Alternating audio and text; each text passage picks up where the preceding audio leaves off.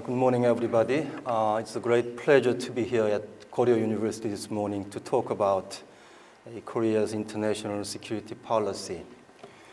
I've looked at the curriculum of this course, and this course covers all aspects of Korea's diplomacy, and this is indeed a serious stuff.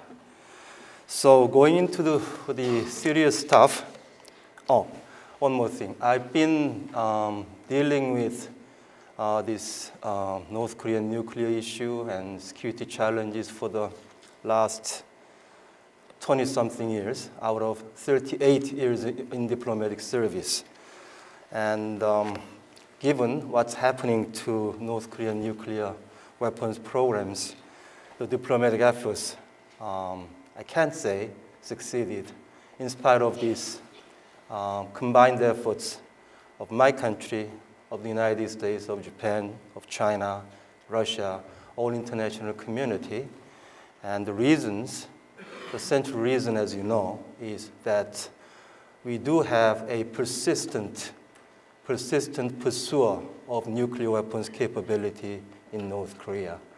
And up until Kim Jong-il's days, up until 2011, the second North Korean leader, North Korea professed and promised that they would never develop nuclear weapons.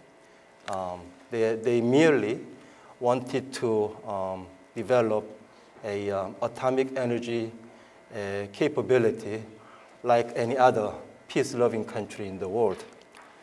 Not that we believe that, but at that time there was a basis for us to talk about how we are going to address this challenge of nuclear weapons capability in North Korea. And we have had several agreements on the assumption or on the promise that North Korea would not complete nuclear weapons development. But come the third leader of North Korea, Kim Jong-un, the current leader, in 2011, he threw away all the strategic ambiguities, all the nuances, and made the matter actually very simple and straightforward for all of us. That is, North Korea is not going to give up nuclear weapons capability. They have secretly developed nuclear weapons. They have lied to the international community. That last sentence is my sentence, not their sentence. But in any case, that's what they say. I mean, they have deceived the international community all these years. Now they have nuclear weapons, and they will never give up. And they might be willing to talk with the international community, but the talk should not be about North Korea giving away nuclear weapons. So that's what the central issue is today facing us.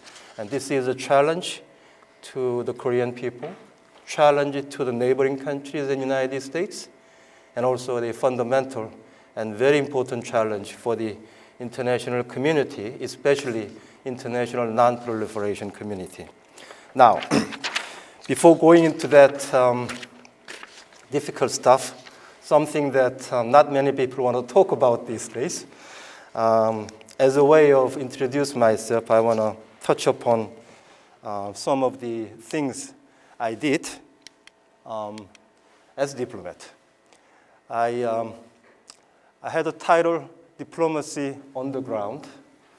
I chose this title because before I got into the foreign ministry myself, back in 1980, I thought that diplomats are all about noble talks, ideals, wining and dining. That's a good part, actually. Nothing like people on the street. But actually, after some years working as a diplomat, I quickly found that actually diplomats' work are not that different from the work of the ordinary people, or work of the people in the street. Let me illustrate. Now, the first one, the case is one should never give up. Well, for a couple of years, I worked as chief of protocol in 2010 and 2011. And chief of protocol is about taking care of a grandiose side of diplomacy. We talk about the multilateral summit meetings. We talk about bilateral summit meetings. We talk about leaders of the country visiting another country, receiving cordial welcome, red carpet treatment, indeed state dinners. It's beautiful, beautiful diplomatic occasions. But behind the scenes,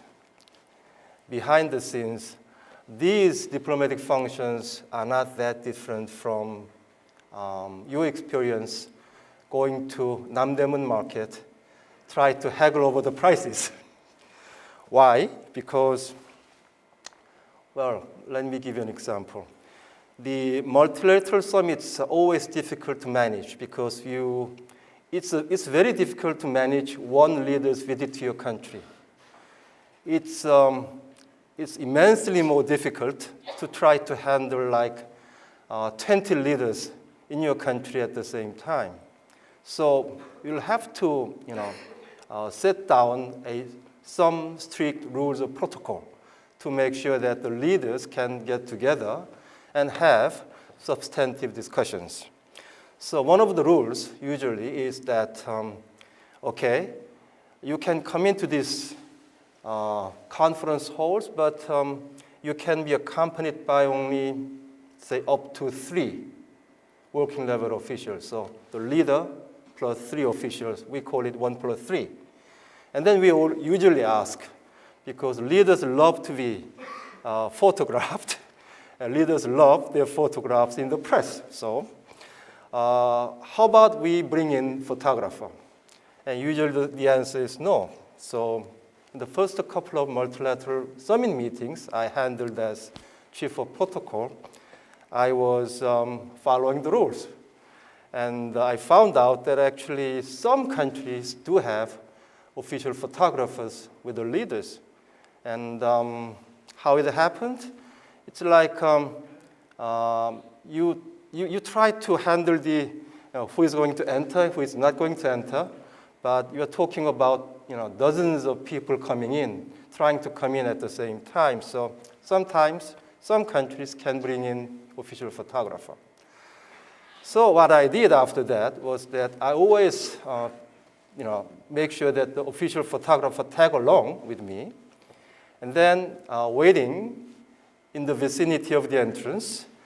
And as soon as I see one photographer come in, and I challenge the guard, security guard, that I want to bring this person in now that the other country has the official photographer. And usually, 9 out of 10, we had official photographers with my president all the time. That's what happens in the multilateral summit meetings.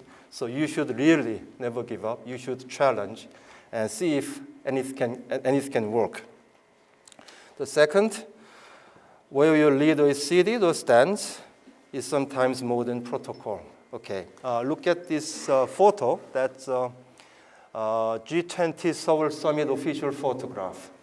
And the leader stands in a place, on a spot where he was told to stand. So that was handled smoothly. This is the outcome of very complicated protocol juggling. Because I want to make sure that we have a good photograph. I want to make sure that certain leaders stand in certain spots. And my job was to come up with a plausible protocol explanation that why this leader stands on this spot and that leader stands on that spot. And so that went smoothly, but at other times in other countries, I actually had an experience to find that our leader actually stood in the wrong spot. And I challenged it. And if you challenge, you cannot sit on your rights, you have to challenge. if you challenge, sometimes you succeed. So it's, in a way, cutthroat business. Trust, but be there early. I was promised that our leader would be sitting on a prime spot on the state multilateral dining table. But previously, I had an experience that actually our seat was taken by other leader, and I had trouble trying to trying to take that seat back. So I instructed one of my colleagues to go there 2 hours early and be there, make sure that this seat doesn't go into any other country. I mean, that's what happens. There are always people who are late for the meeting. I cannot name names here, but there are a couple of usual suspects who will be late for the meetings. So you'll have to take that into account when you plan for official photograph. I can tell you that some of the official photographs of multilateral summits, in some of the photographs, use 1 or 2 leaders are missing, and that's not very good. So you'll have to take that into account. Sometimes, some leaders do not show up at all, and that applies to one leader, very old leader. So, if you are a very old person like myself, you have a certain room for maneuvering. You have a certain leeway. You can ask other people to give way, if you're old enough. And if you're like 80-something, that means more than probably over 60 years older than you, many of you, I think, 60. But if you're over 80, then you can sometimes get away with not showing up at the meeting, being late at the meeting, and then sometimes this leader can leave, while other leaders are talking very seriously, because this leader can be very tired, because if you are 80 and over, so that sometimes happens. Sometimes you do not even know the time of tomorrow's summit meeting. That happens to my official trip, not with the president, thank God, with the prime minister one time. And that was the very important meeting my prime minister was looking forward to. And to my horror, I found out that the evening before, that actually we do not have the fixed time for the meeting as yet. And so I inquired. Well, in those circumstances, actually, the ambassadors are a fair game. So I inquired, I put him into inquisition. What the hell is going on? And we are here, hundreds of miles away, thousands of miles away from Seoul, and I do not even have the time for the summit meeting tomorrow morning, right? And the ambassador was in a big trouble, and he would be in a bigger trouble if the meeting didn't take place. But thankfully, meeting took place. Another dilemma I had that evening was, should I tell the prime minister that we actually do not have the time for the meeting tomorrow morning? And should I not? If I were like 10-year experienced diplomat, I probably would have told the prime minister that actually that's what it is. And we should anticipate for the worst and be prepared for it. But I was like 25 years after I entered the diplomatic service. And I got to understand that certain things, even if you share this news with the Prime Minister, well, Prime Minister would not have a very good sleep that night, right? And he would not be as well prepared as he should be for the important meeting the next morning. And what's the point? I mean, if I should get the instructions from the Prime Minister about what to do, and there's any way we can remedy the situation during that evening and night, I would. have told the Prime Minister and asked for his opinions. But obviously, there was nothing I could do or he could do. And I'm just, giving away my problems to the Prime Minister so that he could not have a sound sleep. So it is not anybody's interest, I concluded. So I didn't tell the Prime Minister, fully aware that if the meeting indeed did not take place, I would take all the blame. So that's sometimes what you should do. Finally, I need instructions usually means no, but some countries really need instructions and headquarters give them at 2 a.m. That happens to only one country in the world, and this is a good story, so I can share with you that country is Japan. Usually when I say that I need instructions from Seoul, I don't need instructions from Seoul. I'm saying that I cannot consider this positively. But when it comes to Japan, they have a very well-functioning system.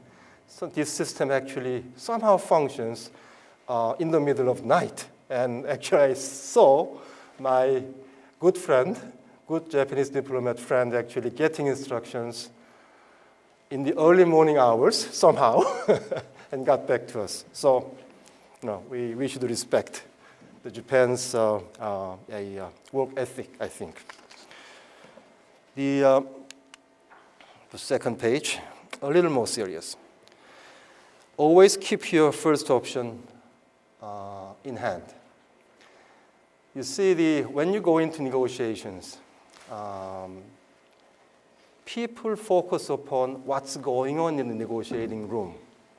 But I can share with you that actually much greater part of what's important happened or has to happen even before you walk into negotiating room or the negotiations are in recess. So when you go into negotiating room, the other person sitting opposite the table will play hardball, and if you think he's going too far, and you should have an option of walking out, and I cannot negotiate on that basis.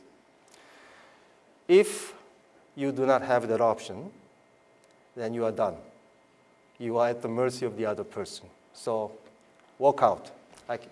Refuse to negotiate should be your first option.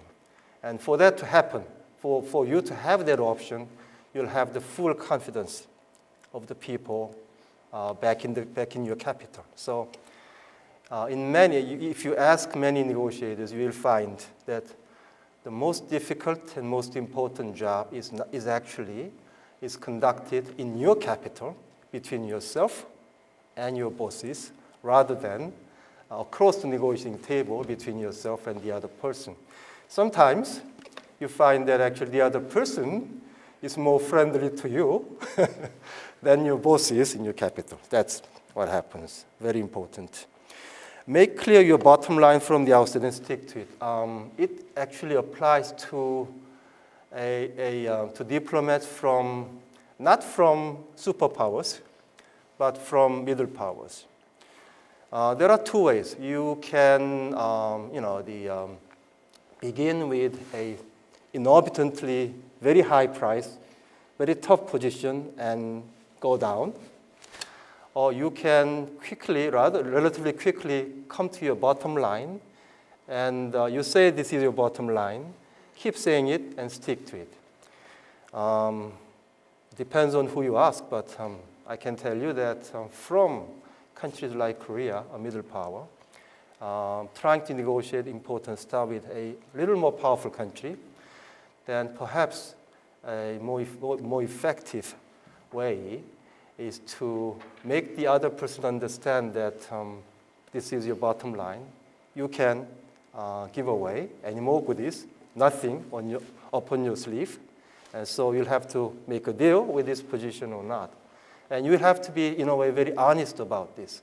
You'll have to explain that this is your bottom line because you have these important interests, and you'll have to maintain these interests. So logically, this has to be your bottom line. You can twist my arms, but nothing further will come out. And actually, I had relatively successful negotiations when I was responsible for the defense cost-sharing negotiations with the United States. Third, find whether they are ready to make a deal, especially with North Korea and countries with very authoritarian system. When they come to negotiations in Beijing, for example, they somehow have this initial instruction from their leadership.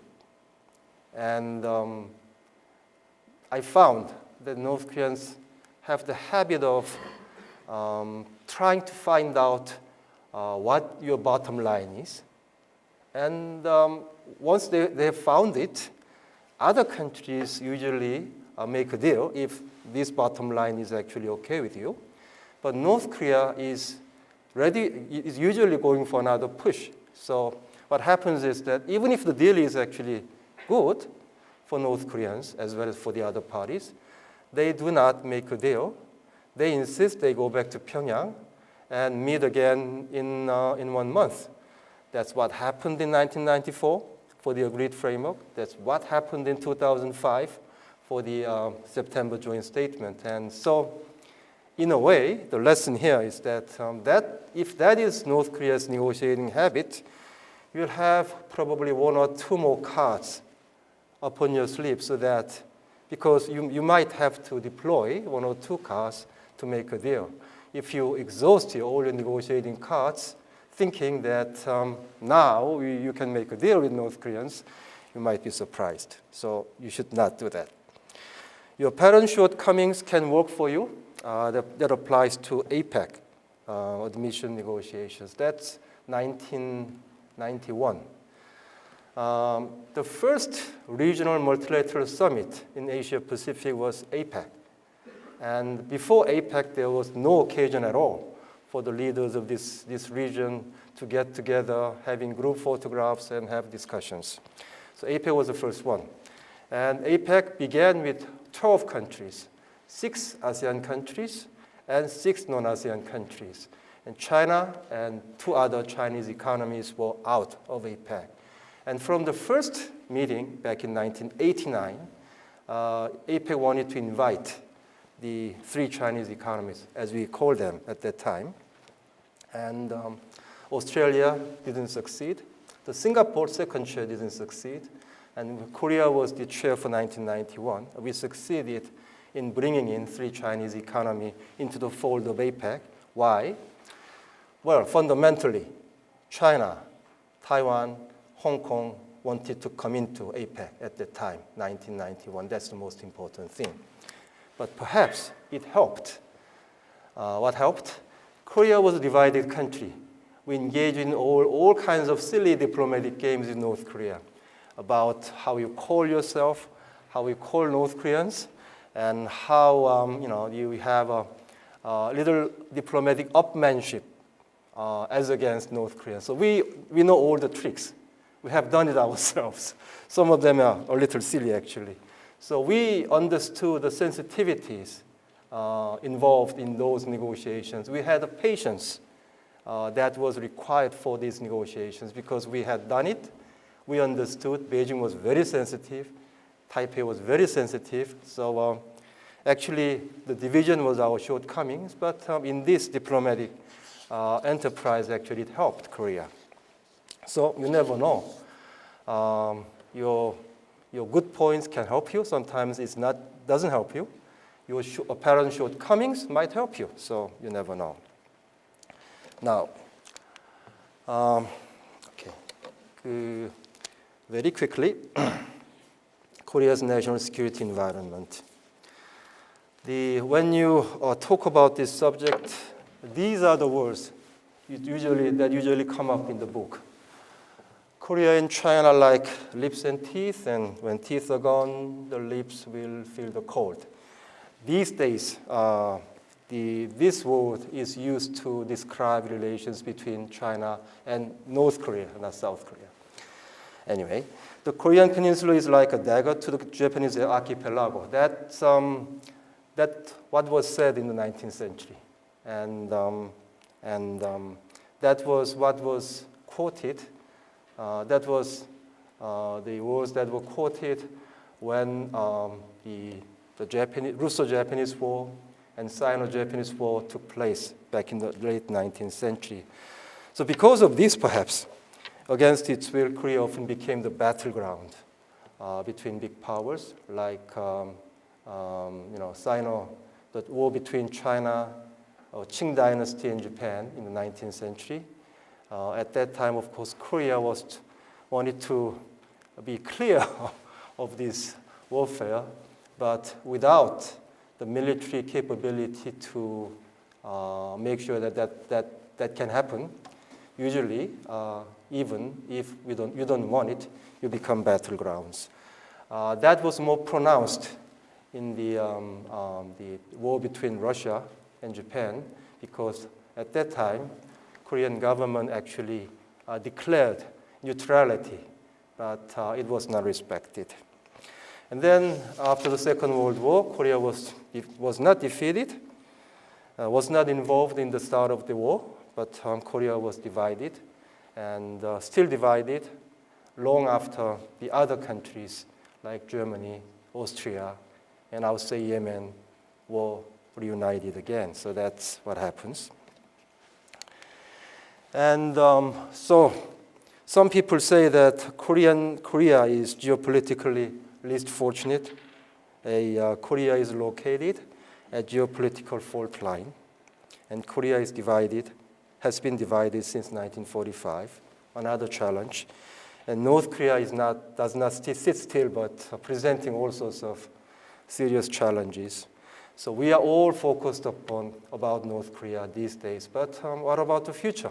I mean, North Korea is the present challenge, but we have latent and the potential challenges, geopolitical challenges, even after North Korean problem somehow miraculously is settled. So one should not lose sight of this bigger picture as a way of illustrating what kind of challenges we should expect. I introduced to you the words of the wise man, Singaporean Prime Minister, late Lee Kuan Yew. That's what he said. And if the U.S. and China have found a way to work together, and also U.S. and China is becoming a little more competitive between themselves. But if U.S. and China didn't find a way, do not find a way to work together well, then countries in this region will have to think about these wars and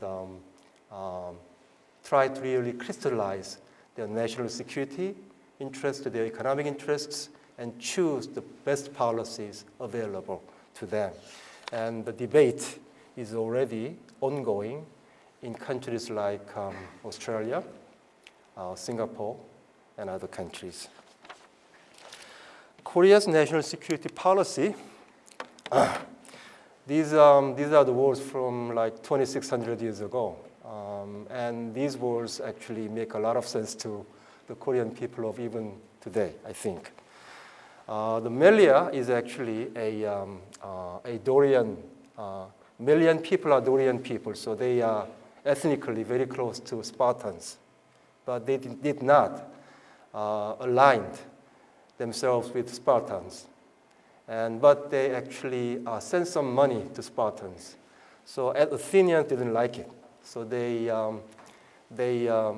came up with a very tough demands to Melians. And Melians tried to talk sense in negotiation with Athenians, deploying all sorts of logical arguments why Athenians should not do this, should not begin war on Melians, because Melians conducted themselves very fairly and this kind of fate should not merit Melians' conduct.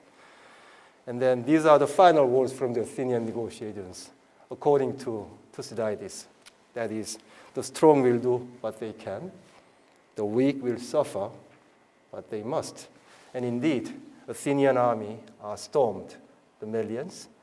According to the history book, they murdered most of the men, and they captured most of the women and children and sold them to slavery. So that's what happened to Melians. And the international community is, I think it's different from the international community back then, 2,600 years ago.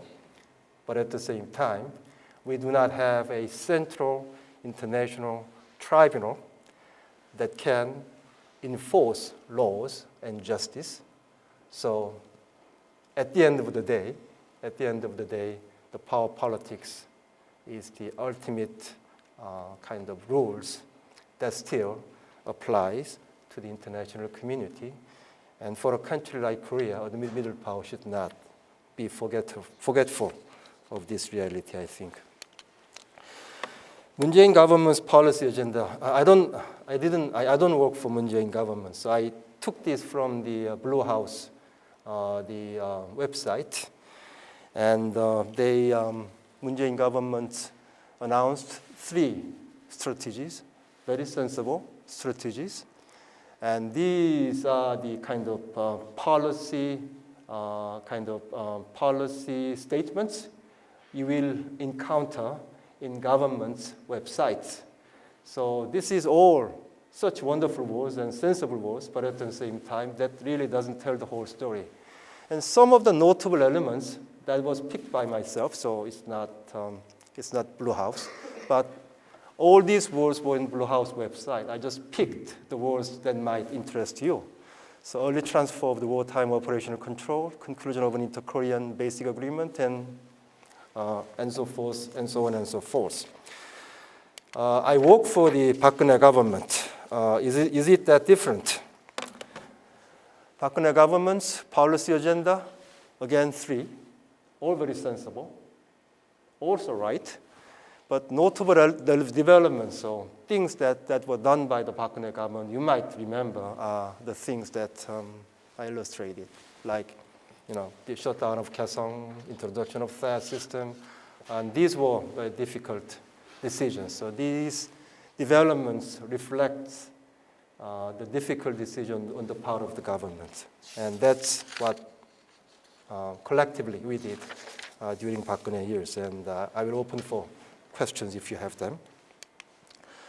So whatever they say in a certain government's, certain administration's websites, I think these are the fundamentals. The goals are safeguard independence and territorial integrity like any other country, secure national interests like any other country, maintain peace and deter North Korea's threats, a little different from an ordinary country, average country.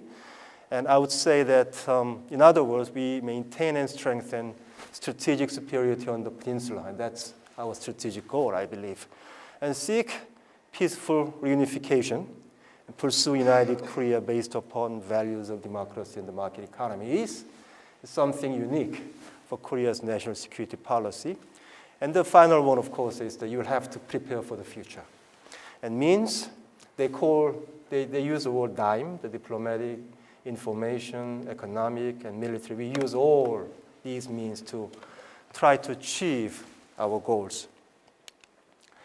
And this is the Korea's national security policy making structure. We have the president, we have National Security Council, that's a constitutional body consisting of prime minister and relevant ministers, national security director, equivalent to national security advisor in the United States, and President's Chief of Staff and some of the Blue House staff. And we have National Security Council Standing Committee, usually convening every week. We have National Security Director, ministers, and Chief of Staff. And I was, during Park Geun-hye years, I was part of both council and committee. And under the committee, we had a working level, we call it Working Level Coordinating Committee, and I chair that committee, and that consists of all vice ministers of these relevant ministries. And although National Security Council has been the constitutional body since the beginning of the Korean government in 1948, but the first session of the NSC was held in 1993. So for decades, actually, we did not convene this body. We only convened this body in 1993. Why? Because March 1993, North Korea declared that they are going to withdraw from the Nuclear Non-Proliferation Treaty. That was the beginning of the very serious North Korean nuclear crisis. And that was the first time when the president felt that he should convene the National Security Council meeting, 1993. So two photos. The same room, the Situation Room in the Blue House. Same people, officials, different people though, and different president, but same thing. So that's usually what happens. And usually we convene this meeting like in 10 o'clock, 9:30. But because North Korea these days fired missile at 2 a.m., and they convene these days like 5 a.m. I heard, so 5 a.m. or 6 a.m. So it works 24 hours a day. This is too long, so I'll be very quick. And I understand that this was distributed in advance, and some of them might have read it, hopefully. So.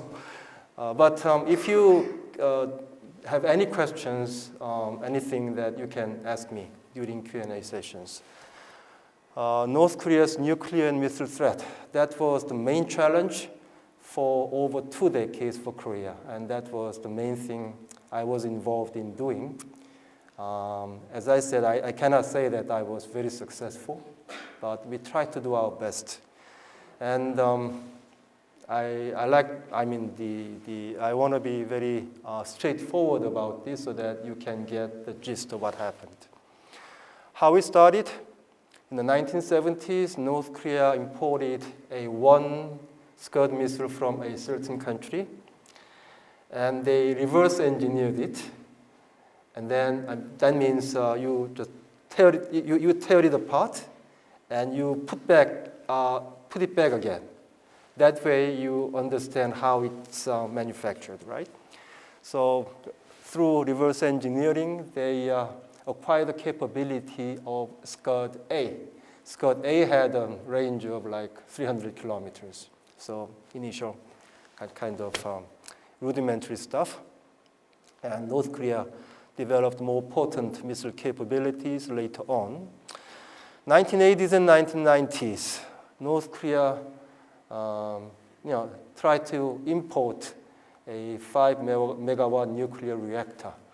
There was another reactor, very small experimental reactor, didn't mean a lot, but that was the first reactor they acquired. And they acquired it from Russia, and Russia asked North Korea to become party of the NPT, which North Korea acceded to. But according to NPT rules, you'll have to, when you accede to NPT, you'll sign the safeguards agreement with IAEA within 6 months, I think.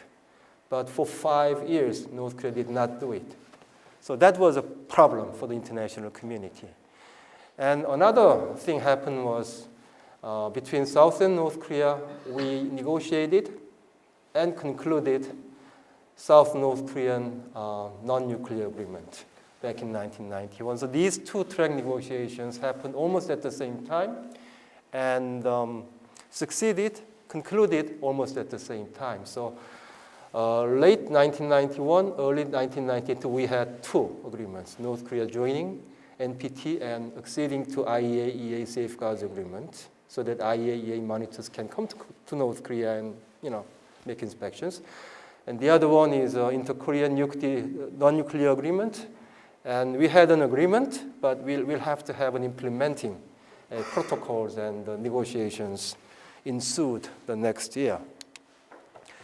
But this first set of agreements quickly unraveled. Inter-Korean negotiations didn't go anywhere. And I should share with you that we were very ambitious at that time.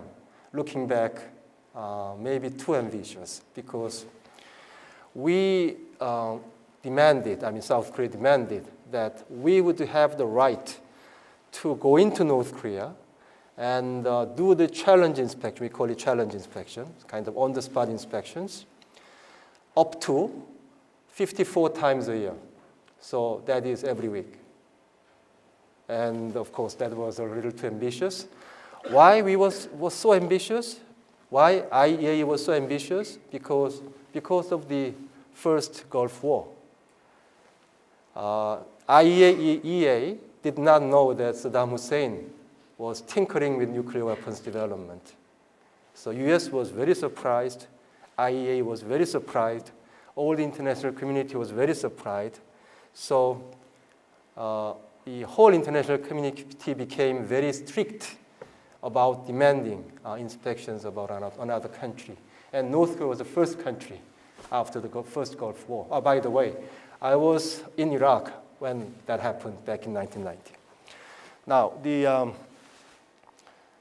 so the inter-Korean negotiation went nowhere.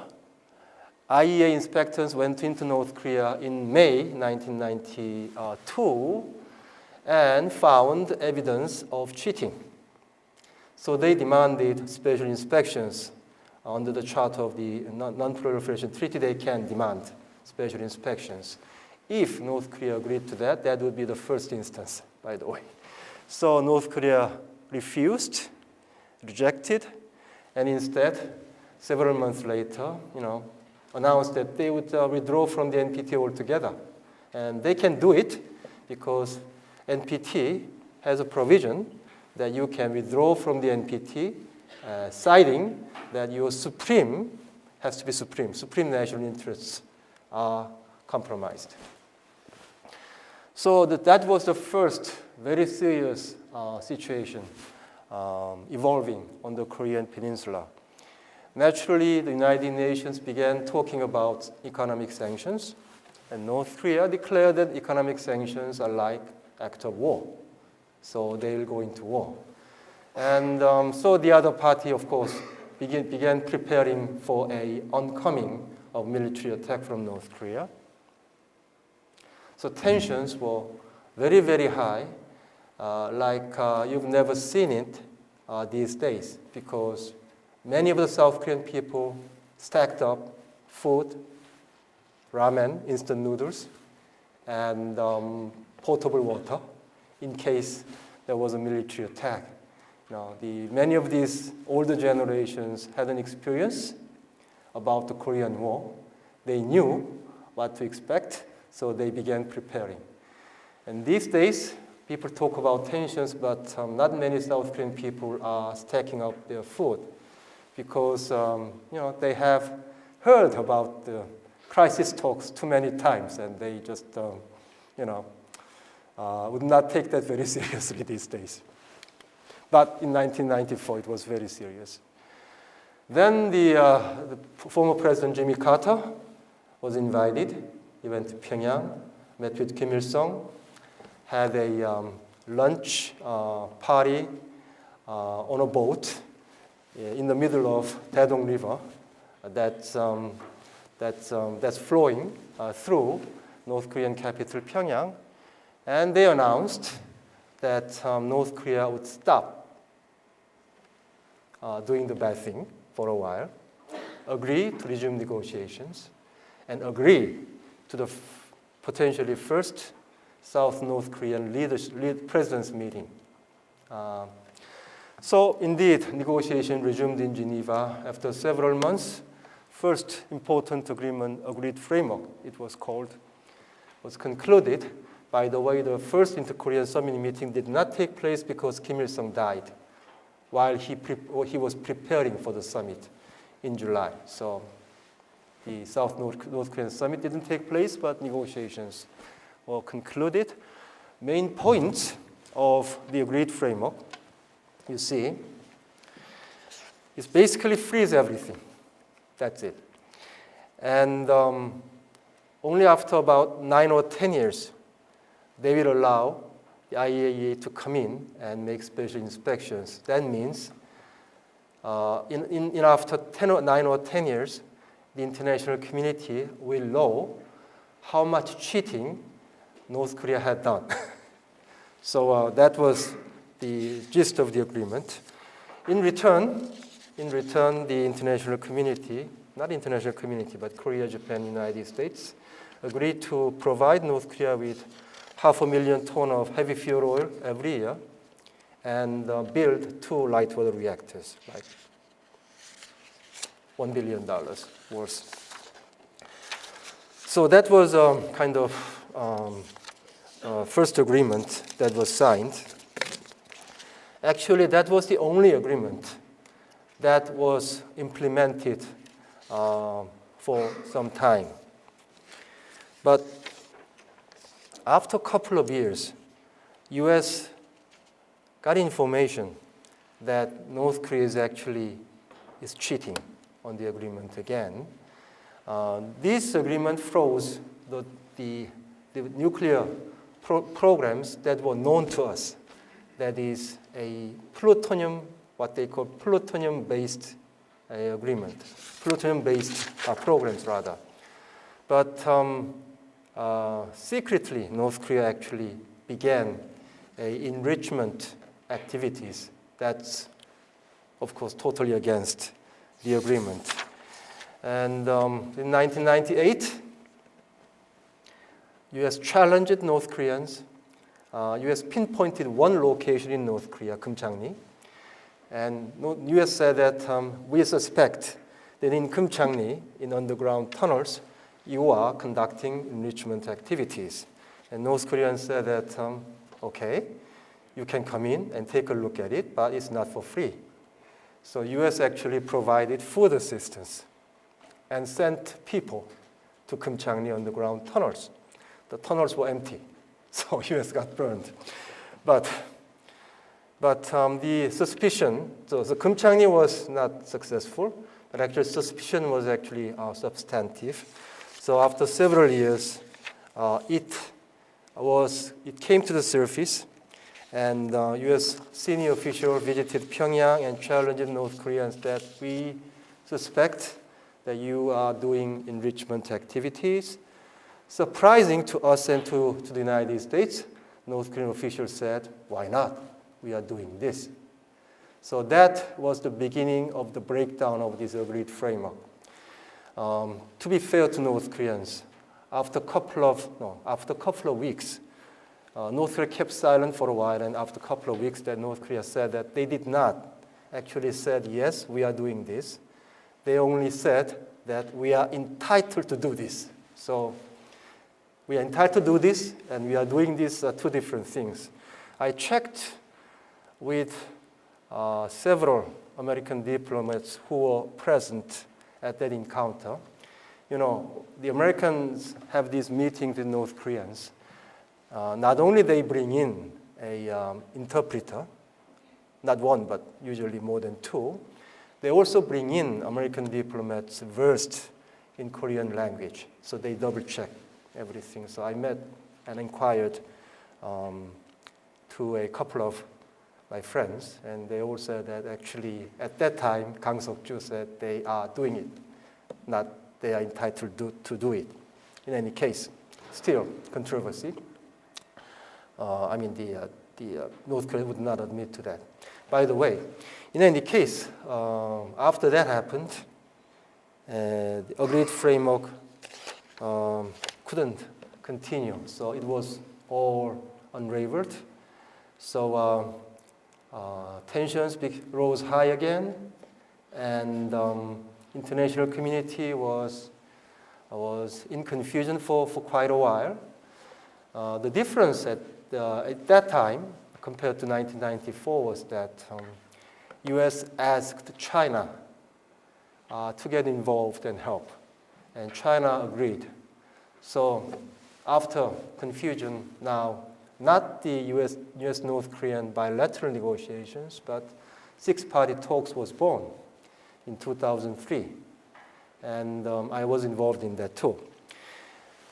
Sixparty talks had its own amount of quarreling and discussions and back and forth, but after about 2 years, Sixparty talks produced the first substantive agreement, what they call the Joint Statement of 2005. 2005 Joint Statement was a comprehensive, the most comprehensive agreement so far. They addressed all issues, not only nuclear issue, but relations, diplomatic relations between US and North Korea, between Japan and North Korea, economic assistance, and indeed the peace regime on the Korean Peninsula, and Northeast Asia peace mechanism. So all these issues. So one party's concerns, all parties' concerns are all addressed and somehow got into the very comprehensive agreement. The problem, again, is in the implementation. It was a comprehensive agreement. It was never implemented. We had what they call the Bangko Delta Asia row. Cannot get into details, but it was a case of U.S. Treasury Department freezing some of the North Korean money in Macau. And that became an issue, an excuse for North Korea not to come into implementation of the agreement. That continued for almost 2 years, but finally, the BDA was resolved, and we had 2 implementing agreements, but again, weren't able to overcome the usual suspects, the hurdles of declaration and verification. And declaration means North Korea is going to report and declare all the nuclear facilities and activities. And based upon that, monitoring regime will be established. Verification is to make sure that this declaration is actually truthful or not. So, it's not like arbitrary standards. We have already a standards practiced by IAEA. We were trying to merely apply these standards to this agreement, but wasn't successful. So it came to nothing. And since 2009, Six-Party talks has not been convened. Who knows? But chances are that we may never convene the Six-Party talks again. But one importance is that the September 2005 joint statement is still being quoted in United Nations Security Council resolutions, the political declarations by the G20 or the APEC, East Asia Summit, all these the multilateral and bilateral statements quote a joint statement only because this is the last and latest statement in which North Korea promised not to develop nuclear weapons. So that's that. As you know, the current crisis happens. Before that happens, actually, Obama administration coming into office, arguing for negotiations with North Korea, gave one important try at negotiations back in 2012. We call it Leap Day Agreement because it was agreed upon on the February 29th of 2012. So February 29th comes only once every 4 years, right? So it's called Leap Day. So the agreement is called Leap Day Agreement. This agreement didn't even go into haggling over implementation negotiations. It just unraveled after 2 weeks when North Korea announced the plan for a satellite launch. US said that actually satellite launch was forbidden under this agreement. This agreement says that long-range missile launch is forbidden. And US says that long-range missile launch includes satellite launch, quote unquote. North Korea says satellite launch is not within the purview of this agreement. So that's that. So the agreement very quickly unraveled. The importance of this agreement, I should say, is that Obama administration coming into office for a negotiated resolution of the problem completely lost interest and appetite for negotiations with North Koreans. So they went into what they call the strategic patience. Basically, nothing happened for quite a while. And fortunately, North Korea did not do nothing very special, with one exception, that's nuclear test in 2013. So relatively quiet. And then, now, the Kim Jong-un, having prepared for another cycle of provocations from our standpoint, going on to the fifth nuclear test, 2 tests in 1 year, 2015, numerous, uncountable missile tests.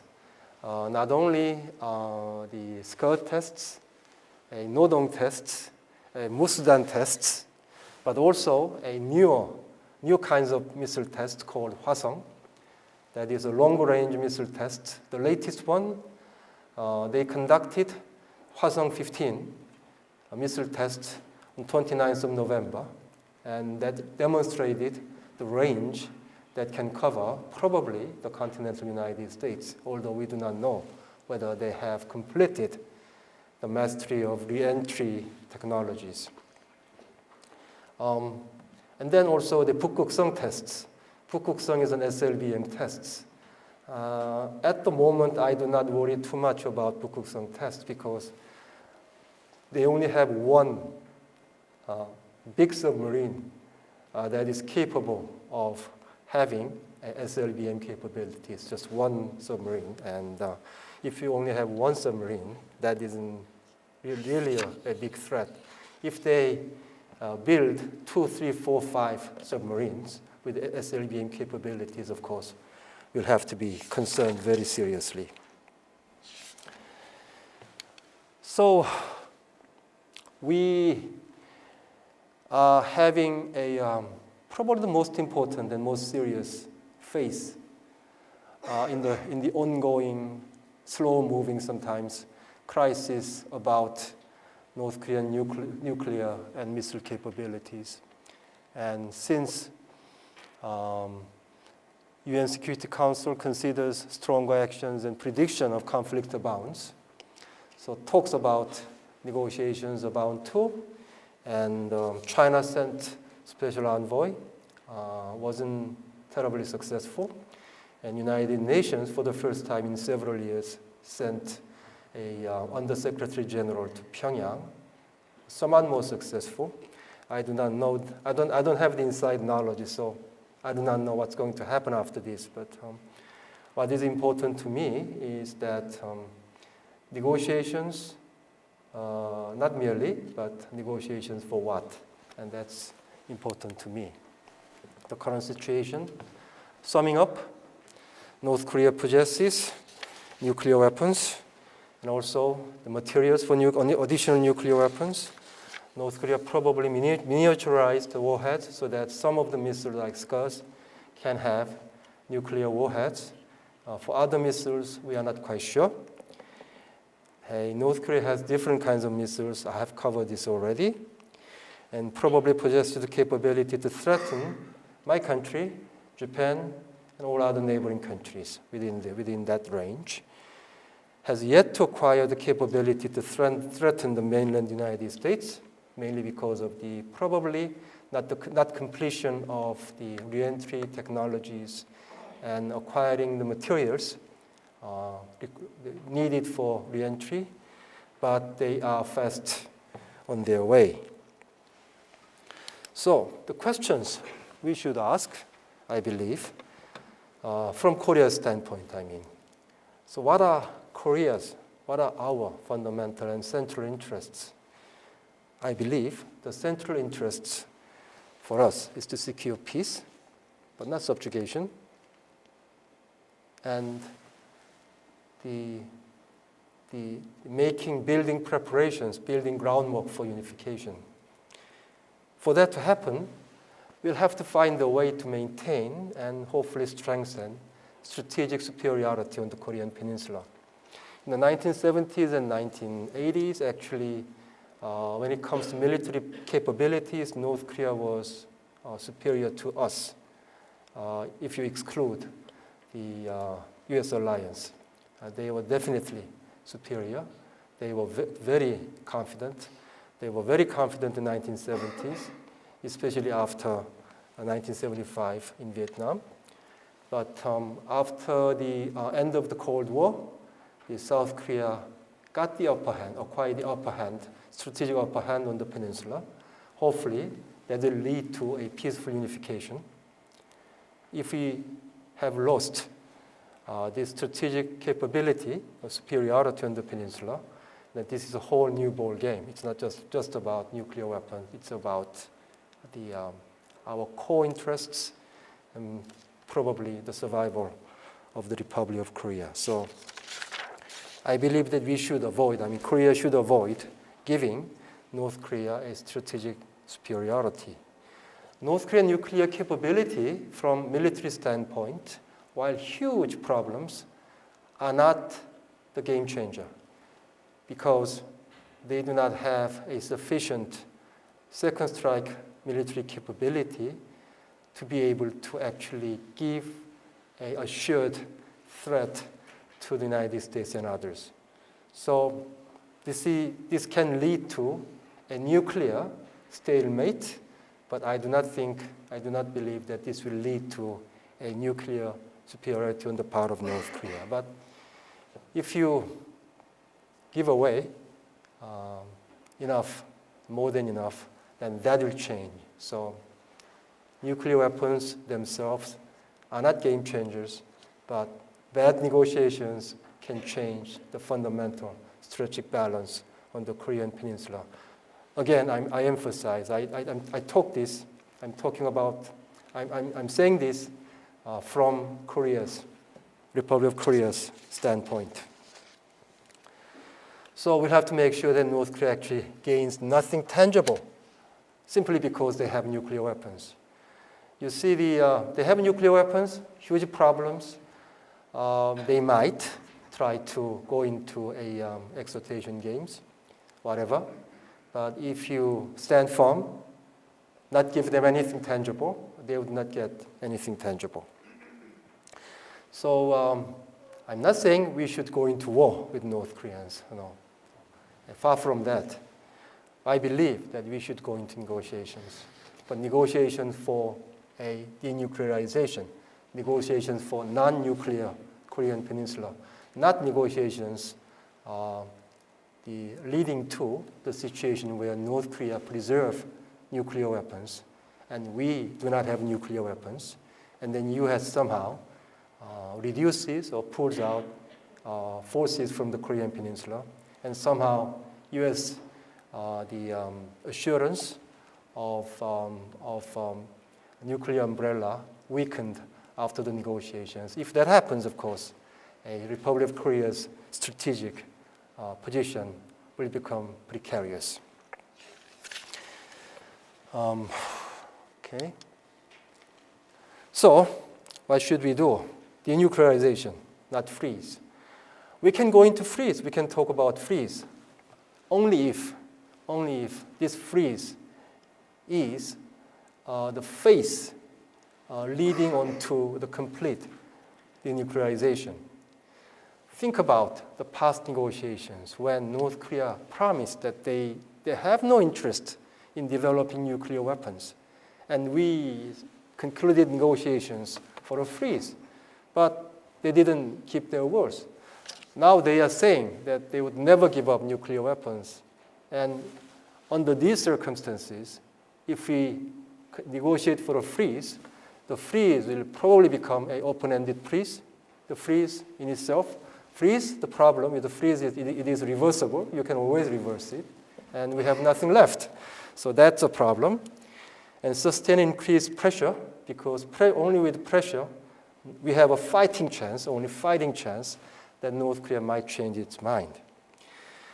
We have to unavoidably go beyond WMD-related sanctions. United Nations began with WMD-related sanctions, and lately they expanded their sanctions. That includes coal exports, for example. That's not directly linked to WMD development. Why? Because we'll have to put pressure on North Korea to have any chance of having negotiations. This is a little, some like it, some do not like it. Don't be afraid to disrupt and undermine the regime. My logic is, the past negotiations, in a way, put it differently, these negotiations try to separate the North Korean regime from nuclear weapons. That's what we are trying to do. Still, we are trying to do the same thing. The United States National Security Advisor, a couple of times said that the U.S. is not interested in undermining North Korean regime. They are only interested in removing nuclear weapons capability. So the international community is not looking for a regime change.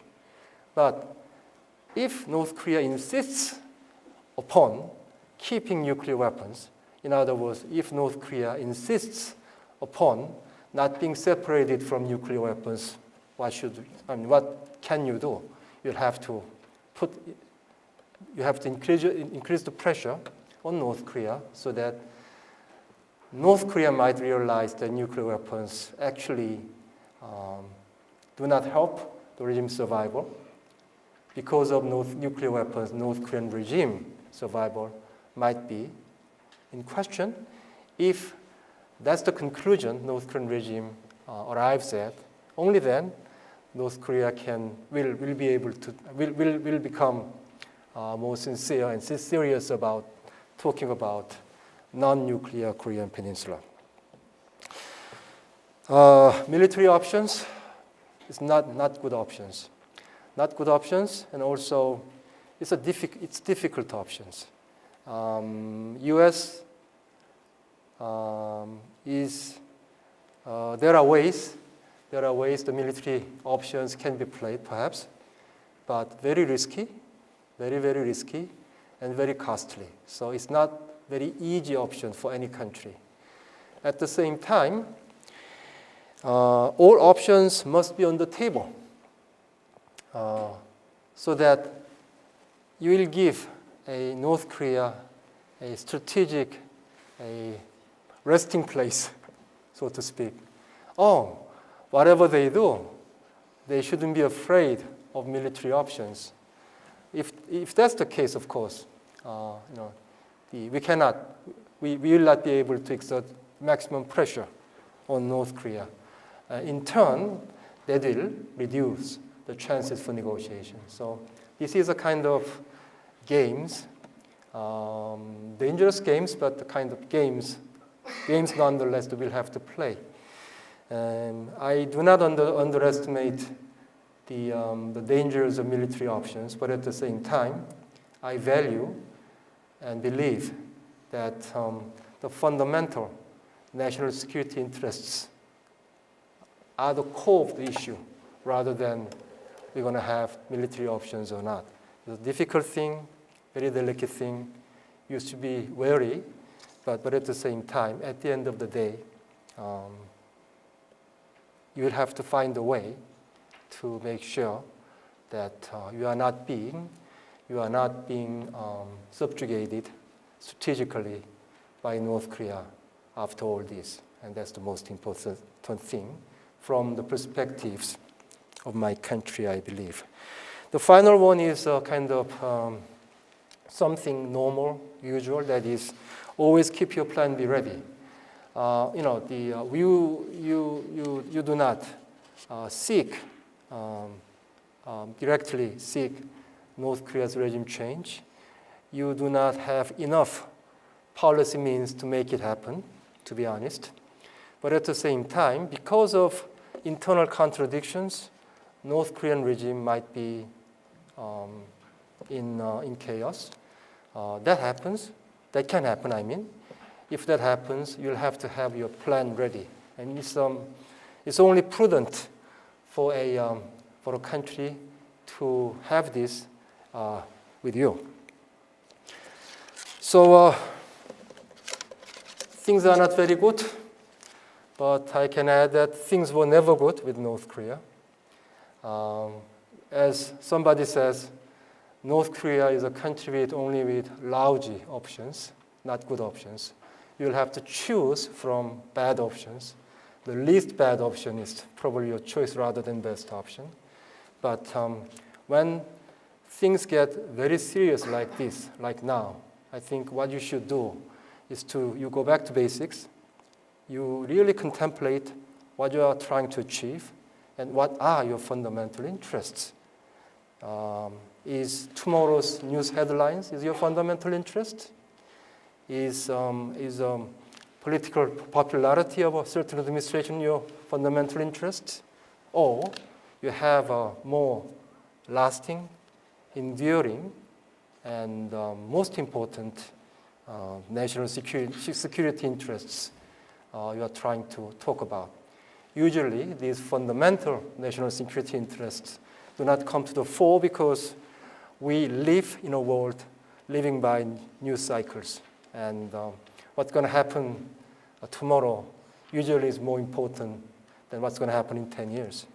But North Korean nuclear crisis has come to the stage today that we'll have to really make decisions based upon your fundamental interests. Otherwise, the world you come to know might go away. So this is a very, very critical time. Right. Thank you very much.